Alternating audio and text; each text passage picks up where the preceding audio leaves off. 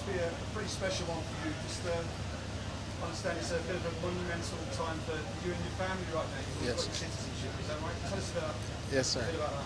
Yes, sir. We got our citizenship a couple weeks back, and we didn't really get to celebrate. I was ready to start filing as soon as we got our citizenship. I was like, all right, it's time for me to start filing for my brothers and sisters to try to get them over here. But my mom was like, hey, relax, man. Go take care of your fight first. Because as soon as we left the citizenship place, we took our vows. They give us our new passports and stuff like that. I had to go straight back to practice, But I was so eager to start filing for my brothers and sisters. My mom was like, go get the win first. After the fight, then we could celebrate the citizenship, celebrate your fight, and then we'll start filing for your brothers and sisters. So that's the next step now. Hopefully that goes as smoothly as our citizenship went. Was it something that you had to sort of try and keep a lid on that excitement and get back to the Yes, yeah, exactly. Yeah, and I don't know how many of you have been following my career. It means a whole lot to me. So the fact that when it happened, it was really hard for me to focus, because it's like, man, I don't want him to wait any longer. I don't want him to wait any longer because no matter what, the process to bring him over here is going to take a while.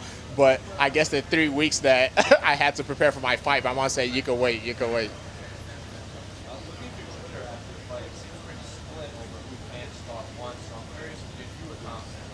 Yeah, I was when they said 29-28, when they said the 2 rounds on all judges' scorecards, I knew it was me for sure. A year ago, Andre Fili in February said that by the end of 2019, he wanted to be champion of the division. Now that you've competed in the last few, this time next year, what are you expecting? Definitely. This time next year, I see my name. The same process I've been having since the Contender Series. I see this thing going on and on and on. I'm 26 years old. I'm only getting better. You guys are only starting to see the other aspects of my game. Before this fight, everybody just thought I was a striker. They didn't think I had any jiu-jitsu. And I feel like that's one of the things that really caught Andre by surprise. Because I heard him said this was going to be his most dominant win. I figured he thought he was just going to be able to take me down, wrestle, and hold me there.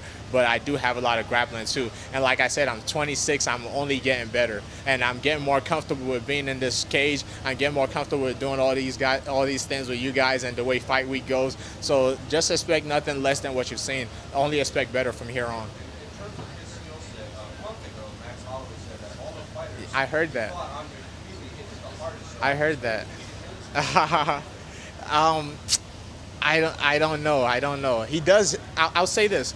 He did hit more accurately than most of my past opponents. I see he was placing his shots because there's a lot of time when you're fighting and like punches.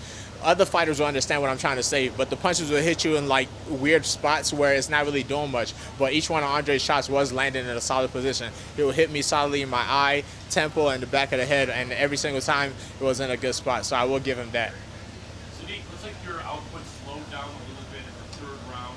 Were you confident you were ahead, or what was your strategy? Okay, yeah, I was confident that I was ahead in the third round, but I was also having a little bit of problem. I don't know how much I could give away, but I had a little bit of problems that I ran into in that third round, so I had to play it a little bit safer. Was this the hardest fight you've had yet? Believe it or not, the hardest fight of my career was my second ever amateur fight. Fighting is a lot harder when you have no idea what you're doing, and it's just two guys out there throwing to the wind. It was only 9 minutes, but like I said, I had no idea what I was doing. That was the hardest fight I've ever had in my career. Last week, I know you've wanted a higher ranked opponent. You feel you mirrored a top 10 opponent coming up next. Is there anyone you have? I don't. There's no one I really have my eyes on right now. Right now is kind of just enjoy this victory, heal up, and go talk to my coaches and see what they got planned up next. But I'm sure I should be ranked higher than 15 right now, so it'll make sense. It wouldn't make sense for me to go lower. Last week, what was the most important coaching advice you got from Coach Irvin? Today, the most important coaching advice actually didn't come from Lloyd Irvin. It came from my coach Jamal Hargrove, and he told me there was a point in that fight where I started looking for my kicks, and I kicked and I got countered. Kicked again, got countered, and he said, hey, stop kicking. I chose to ignore him, kicked again, got countered one more time, and then he yelled out, and I could tell when he gets angry because I could tell when his voice, from the way his voice sounds, and when he said it the fourth time, it finally clicked, and I was like, yes sir. So that was the most important advice I got today. Sodiq, at your last fight, you talked about talking to your mom backstage before the fight. Yes. What was her message to you Yes, tonight it was just prayers. She told me my brother's watching over me, and she said everybody back home is watching and they're all praying. It should be around maybe 3 o'clock in Nigeria right now, 3 in the morning, 3 o'clock, and all my brothers and sisters back home are all watching and they're all praying for me too. And that's what she wanted to tell me. I saw her. I wish I could bring her downstairs after the fights, but she was a little bit higher up. My brother was a little bit closer, just to give her a big old hug, But that's my mom's greatest superpower is those oils and prayers that she got, I'm saying? She's always showering me in them. If it doesn't matter if you're religious or you're not, just being around that positive vibe and that positive energy, it does a lot for an athlete's career, especially in a sport like this where so much of it is mental. All the physical stuff is done in practice. Everything else is just mental. So just being around that positivity changes a lot.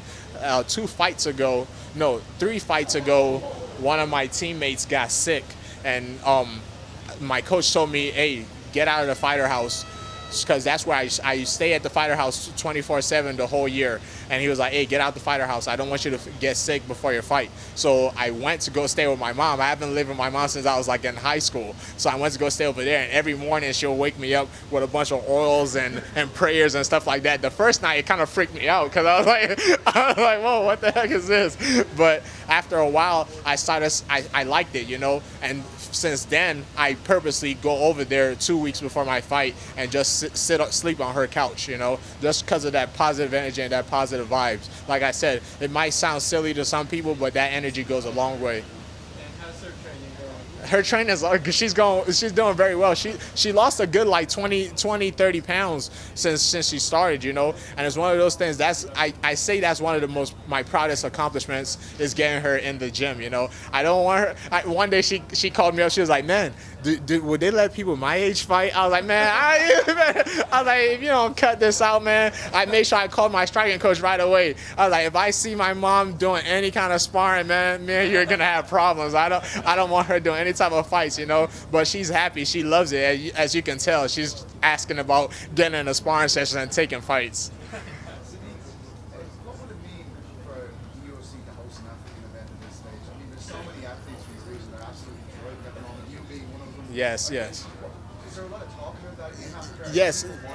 100%. We're hearing a lot of rumblings, and people are talking about it. I feel like the UFC is making moves towards that direction. Every time I go back home to Nigeria, there's always an MMA event on TV, and it's on constant rotation, because South Africa hosts a lot of MMA fights. So I think it's just a matter of time. I don't know the logistics behind it. I'm sure it's something that the UFC is trying to figure out right now, but it seems like a no-brainer for UFC Africa to happen with, like you said, 2 champions, Francis, me, the Casey, Akeem. There's a whole lot of people that we could put on that card to show out, man. The UFC Africa, I think it's going to happen this year for sure. Well, particularly Nigeria, right? Yeah, especially Nigerians, Yeah, the thing is, especially for our country, but I like to spread the love out, A lot of people say if we could fix Nigeria, we could fix all of Africa. So I like to spread the love out, man. So it's not just Nigeria. UFC Africa will be appreciated no matter what country you guys host it on.